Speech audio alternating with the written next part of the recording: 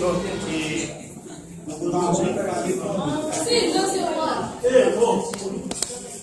c'est un plaisir pour nous d'être là dans le cadre du cours de français pour présenter un exposé.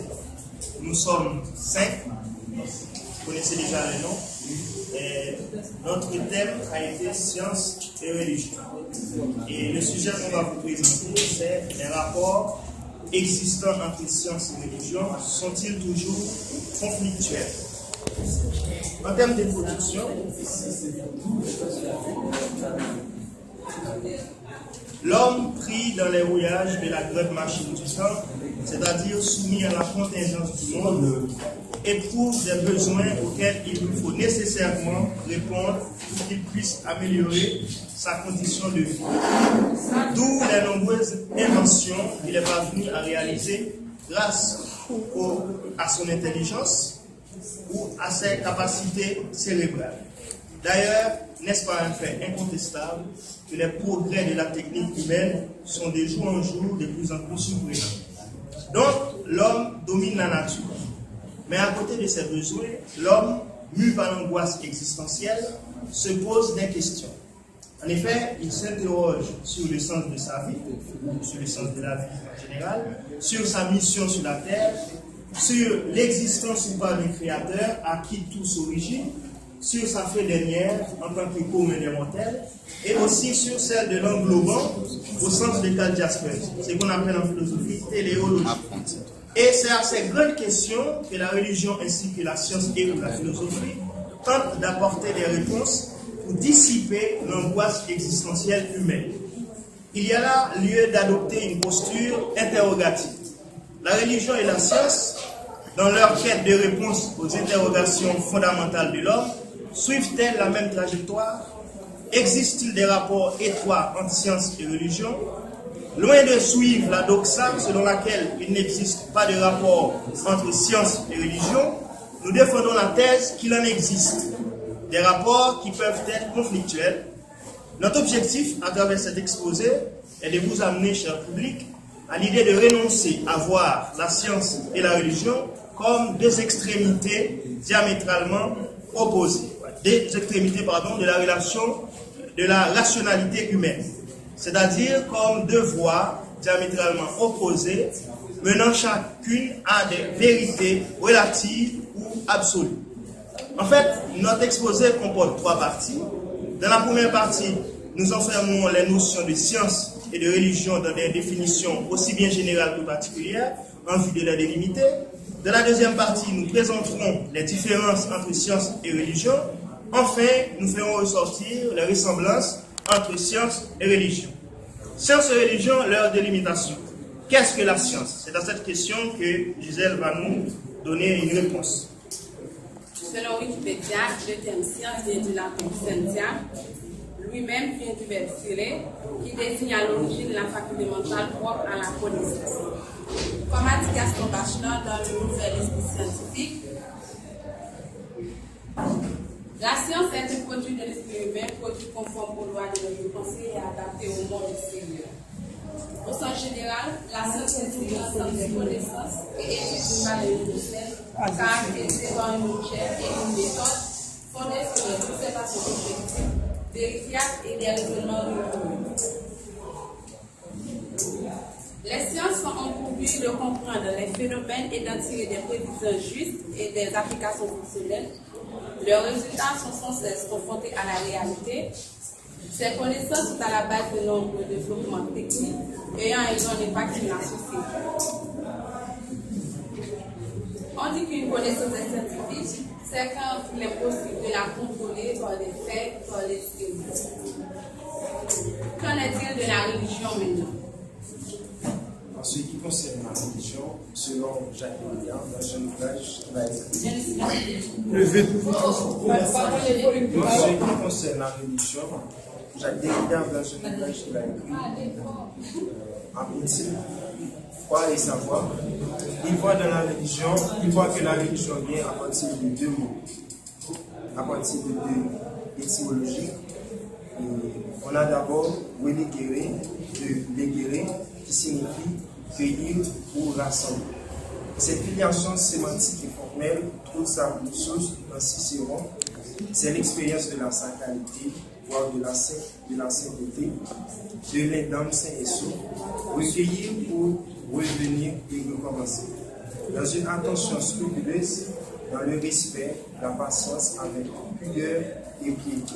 C'est l'essence, la chose même de la religion. Ça, c'est le premier sens du terme. Et en second lieu, il y a religare, qui vient de ligare, qui signifie lier ou éthique. C'est une étymologie probablement inventée par les chrétiens. La religion comme lien social, croyance, lien fiduciaire, c'est-à-dire crédit fait au tout en sa bonne foi, expérience de témoignage, obligation, ligament, devoir d'être entre homme ou l'homme entre Dieu. En théologie, comment on définit la religion? En théologie, on la définit comme une vertu par laquelle l'homme rend à Dieu le culte et l'hommage qui lui sont dus dans un esprit de soumission et de révérence profonde. On peut définir la religion comme un rapport de l'homme à l'ordre divin ou d'une réalité supérieure, tant à se concrétiser sous la forme de l'ordre ou de croyances, de pratiques rituelles et morales. Mais quand on parle de religion au pluriel, on les définit comme c'est l'ensemble des croyances à un ordre surnaturel ou supranaturel, c'est-à-dire des règles de vie, éventuellement des pratiques rituelles, comme à une communauté ainsi déterminée et constituant une institution sociale plus ou moins fortement organisée. Et nous avons une définition qu'on considère comme une définition particulière qui vient à partir d'un ouvrage que Karl Rahner a écrit. Cet ouvrage aboutit un petit dictionnaire de théologie catholique. Et il dit que la religion, c'est la relation de l'homme avec le sacré qui se traduit comme religion subjective dans un premier temps. C'est-à-dire dans la vénération et l'adoration qui s'incarne, et ensuite comme religion objective. C'est dans la confession, dans la parole, dans les actes. Quand on parle des actes, c'est-à-dire des gestes, des danses, des ambitions, des actions de grâce, des actions de bénédiction, et ainsi de suite. Cette relation ne peut exister que dans la mesure où le sacré se manifeste à l'homme. La religion est la réponse de l'homme à cette manifestation. Comme telle, elle est, comme toutes les choses humaines, exposée à devenir caduque, et même plus que toutes les autres réalités humaines. Car dans la religion, l'homme reçoit une participation au sacré et atteint ainsi les extrêmes limites de cette possibilité. Mais ceci vient dans le sens du don de lui-même à Dieu, à qui toute sainteté appartient, mais dans le sens d'un égocentrisme qui le porte à abuser du nom de Dieu, à s'approprier le sacré et à en disposer en vue de sa seule justification. Entre science et religion. Par sa poésie, par sa beauté, la nature qui nous entoure montre qu'elle possède en son sein une puissance de créativité qui nous dépasse. Le moindre détail du monde, après minutieuse inspection, se révèle être étonnant et digne de notre intérêt. Puis, même ce qui, à première vue, peut paraître repoussant, s'avère en fait, à bien des égards, admirable, pourvu que l'on sache regarder. C'est un peu perplexe, vous voyez. Mais c'est cette perplexité que l'homme éprouve en face de la nature qui constitue le point de départ de la science et de la religion. Devant le spectacle de quelque chose qui nous dépasse et que nous ne comprenons pas, l'homme s'interroge naturellement et sa curiosité en devient aiguisée. D'où la science et la religion. Imaginez une multitude de questions qui en fait n'en forment plus. Imaginez que chaque détail du monde qui nous entoure pose un défi à l'intelligence humaine.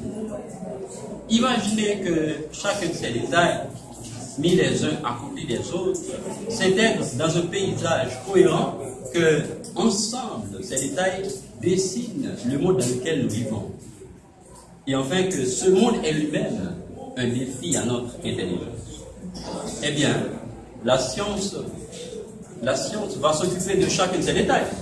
À propos de chaque détail, elle va se poser une micro-question qui lui correspond. Par exemple, pourquoi le modèle a 100 degrés? Pourquoi les objets tombent-ils? C'est ainsi que l'on distingue la physique, la minéralogie, la sociologie, etc. Et la vision d'ensemble dans laquelle chacun de ces détails s'intègre. Qui va l'étudier? C'est là précisément le rôle de la religion. La religion, à la différence de la science, s'occupe de répondre à la question suivante. D'où vient le monde avec l'infinité de détails qui le composent? D'une certaine manière, la science examine la nature avec un microscope, tandis que la religion la regarde avec un macroscope. Les religions proposent des croyances, des dogmes, alors que la science se définit comme une connaissance rationnelle, méthodique, objective de domaine d'objets. On a parfois coutume de dire que la science cherche à comprendre les phénomènes naturels par une explication qui soit la plus proche possible de ces phénomènes. Alors que la religion recherche l'explication ultime. Mais si on veut comprendre un phénomène entièrement, alors il faut avoir à la fois l'explication ultime et l'explication la plus proche. Ce qui nous mène à me poser la question de savoir si ces deux éléments ne sont pas complémentaires. Ce qui nous amène à nous poser la question de savoir si ces deux disciplines scientifiques ne sont pas compatibles. C'est ce dont Samy va parler dans la partie suivante. En effet, les différentes situations existant entre religion et science sont plutôt contingentes. Science et religion ne sont pas nécessairement incompatibles. La plupart des religions reposent sur un ensemble de croyances, de dogmes, qui souvent forment une théologie très complexe. Religion et science se côtoient et s'affrontent, comme sur la question de l'origine du monde. Néanmoins, leur but est à la recherche de la vérité. Une vérité qui améliorera la qualité de vie humaine, une paix intérieure, le salut, de nouveaux cieux, une nouvelle terre, de l'abondance, le paradis, l'enfer, l'âme, l'immortalité, tout ça. Mais la science n'en fait pas moins. Les recherches scientifiques, les théories, les expériences, les observations, les inventions, la technologie sont entre autres diverses démarches de la conclusion et la recherche de la vérité, une amélioration de vie sur Terre. L'incompatibilité de la science et de la religion, comme je viens de le dire, est uniquement contingente. Et s'il existe une science surpuissante appelée scientisme, cette croyance en la science est tout aussi bien une croyance et pourrait presque passer pour une religion. Si la science est une démarche cherchant à établir la vérité, la religion a pu se donner une telle fin. Il existe notamment une science de la religion, la théologie, et un discours religieux sur le monde. Son origine, ses fins, que l'on peut, dans certains cas, assimiler au discours scientifique. On a pu constater avec le temps que la religion a été mise à mal par le progrès scientifique et l'avance de la connaissance scientifique. Les discours scientifiques affluent quand il est question de l'origine de l'homme, sur la question de la création de la Terre, de l'origine des espèces ou encore du fonctionnement de l'univers. Des questions qui ne sauraient être expliquées par la logique. Pour montrer une réconciliation entre science et la Bible, nous devons laisser les faits parler d'eux-mêmes, évitant ici les conjectures, et examiner comment chaque fait se tient. Il arrive également que la science se fasse servante de la religion, que les conclusions de la science servent à l'édification des croyants, En effet, le discours biblique, par exemple, peut recevoir une forme de confirmation, un crédit supérieur dès lors que la science va accréditer certaines de ces déclarations. Par exemple, quand nous comprenons que la Bible utilise le terme jour pour représenter diverses périodes de temps, nous voyons que le compte des 6 jours créatifs dans la Genèse ne doit pas être en contradiction avec la conclusion scientifique que l'âge de la Terre est d'environ 4 ans et 1 demi-milliard d'années. Selon la Bible, la Terre existait pour une période non précise, avant le début des jours créatifs, c'est-à-dire les jours de 24 heures. Au lieu de contredire la Bible ou certaines religions, la science, dans ce cas comme dans bien d'autres, nous fournit en réalité de volumineuses informations sur le monde physique, présent et passé. Si l'on s'en réfère à tous les récits relatifs à la tour de Babel, toutes les races et toutes les langues auraient surgi en ce lieu unique. Quelle est l'origine de toutes les langues? Sont-elles surgies de nulle part, comme par magie ou par hasard? Existe-t-il des preuves scientifiques à l'appui des récits bibliques sur la tour de Babel? Bien qu'il n'existe aucun consensus de la communauté scientifique sur ces différentes questions, certaines découvertes archéologiques tendent à démontrer que Babylone et sa célèbre tour ont joué un rôle primordial dans l'histoire de l'humanité. Nous savons beaucoup de choses sur les langues indo-européennes, mais nous sommes très ignorants sur la langue mère. Un humain sur 2 environ parle une langue indo-européenne. Si l'on prend l'exemple des langues indo-européennes, cela pourrait dire que toutes ces langues sont issues de l'évolution d'une langue plus ancienne. Cette langue originale aurait donc été parlée il y a plusieurs millénaires, à une époque où l'écriture n'était pas née. La foi, comme nous le savons, n'a pas besoin d'archéologie pour accepter pour vrai tout ce que la religion, entre parenthèses, Dieu, nous offre. Mais dans un temps où beaucoup de faits relatés par la Bible sont contestés, même par ceux qui devraient les défendre, il a plu à la science de nous révéler des faits qui confirment les informations de la Bible, les affirmations de la Bible. Certains scientifiques se font entendre très haut pour miner la foi de ceux qui s'attachent au témoignage de la Bible. L'archéologue israélien Finkelstein a beaucoup fait parler de lui en affirmant que David n'a jamais existé. Une pierre découverte récemment lui a répondu qu'il avait tort. L'archéologue anglaise Catherine Kenyon a aussi prétendu que Jéricho n'était pas peuplé autant où les Hébreux sont venus en terre sainte. Une autre archéologue a montré qu'elle avait en fait fouillé au mauvais endroit.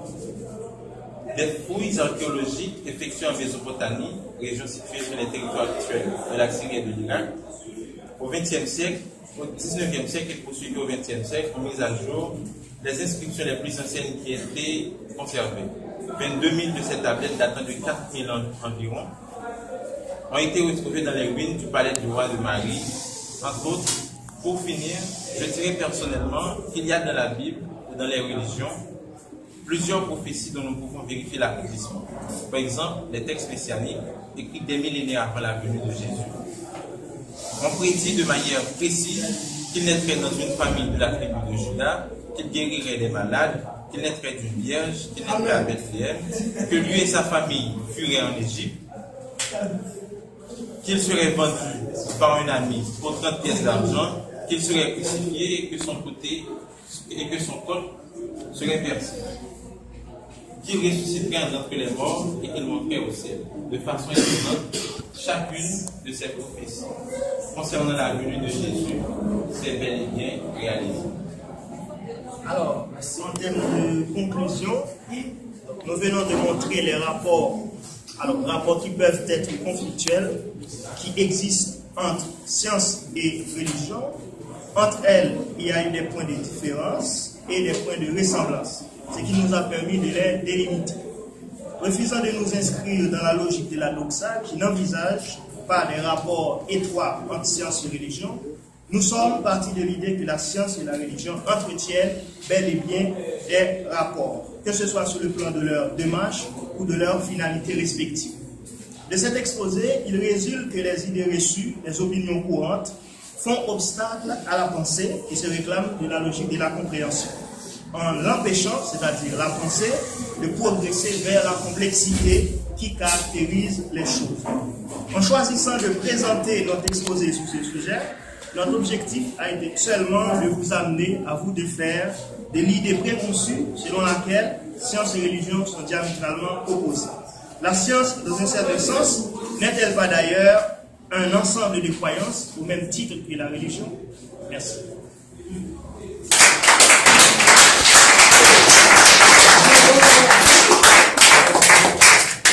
Merci.